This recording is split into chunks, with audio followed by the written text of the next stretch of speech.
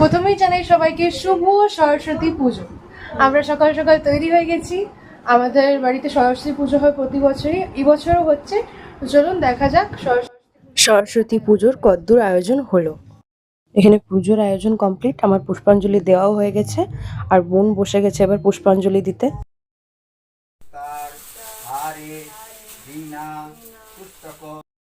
আমি বোনকে বোনের কোচিংয়ে ছেড়ে আমার কোচিংয়ে এসে গেছি, আর এর মধ্যে এখানে জোগাড়জান্তি চালু হয়ে গেছে। এখানে ফল কাটা হচ্ছে।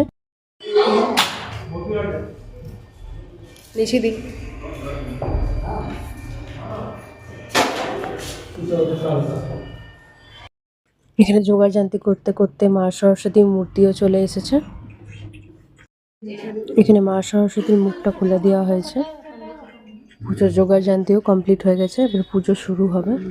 গোটা কোচিংটা বেলুন দিয়ে সাজানো হয়েছে খুব সুন্দর করে। এখানে পুজো শুরু হয়ে গেছে আর আমরাও বসে পড়েছি পুষ্পাঞ্জলি দেওয়ার জন্য।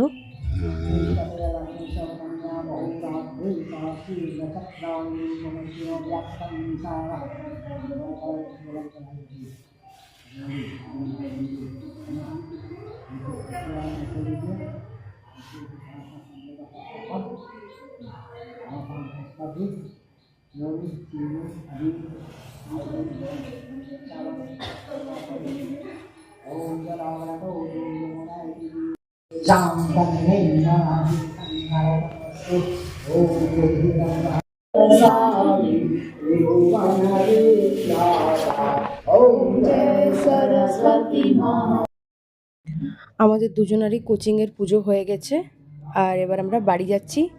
10 মিনিটের মধ্যেই বাড়ি পৌঁছেও যাব, কারণ কোচিং থেকে বাড়ি বেশি দূরে না আমাদের। তো চলুন বাড়ি যাই এবার। আমরা অটো থেকে নেমে পড়েছি, আর একটু হাঁটলেই বাড়ি পৌঁছে যাব। তো চলুন বাড়ি গিয়ে বাড়ির রান্নাবান্না দেখাচ্ছি। রান্নাবান্না কতদূর, কি কি বানানো হলো? আলু ভাজা, বেগুন ভাজা, পোস্ত বড়া। এটা কি বানাচ্ছ? এটা চচ্চড়ি হচ্ছে। আর মাছ বানানো হয়ে গেছে? মাছ মাছ মাছ ভাজা শুরু করেছি। ওখানে কাঁচা মাছ রাখা আছে, ওখানে মাছ ভাজা হচ্ছে। এখানে মাছ ভাজা হচ্ছে। এই যে আলু ভাজা, বেগুন ভাজা, পোস্তুর বড়া। হ্যাঁ, বাঁধাকপি বাকি, চাটনি বাকি আছে। আচ্ছা। রান্না করতে শুরু করেছি 12:30 থেকে। আচ্ছা, মানে তখন আমরা টিউশন গেছিলাম তো। হ্যাঁ, তাই দেরি হয়ে গেল।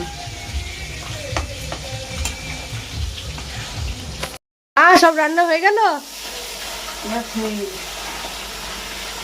হয়ে গেল। এটা কি মাছ মাছ ঝাল হচ্ছে। মাছ ঝাল দিয়া হচ্ছে তো?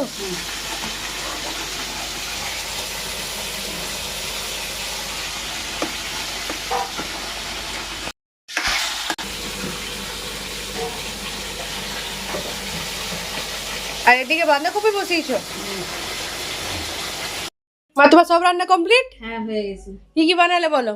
ভাত তো হয়ে গেছে। হ্যাঁ, পোস্ত বড়া, বেগুন ভাজা, আলু ভাজা, বাঁধাকপি তরকারি, সরষে দিয়ে মাছ, আর চচ্চড়ি সব একটা মিক্স করে বানিয়েছি।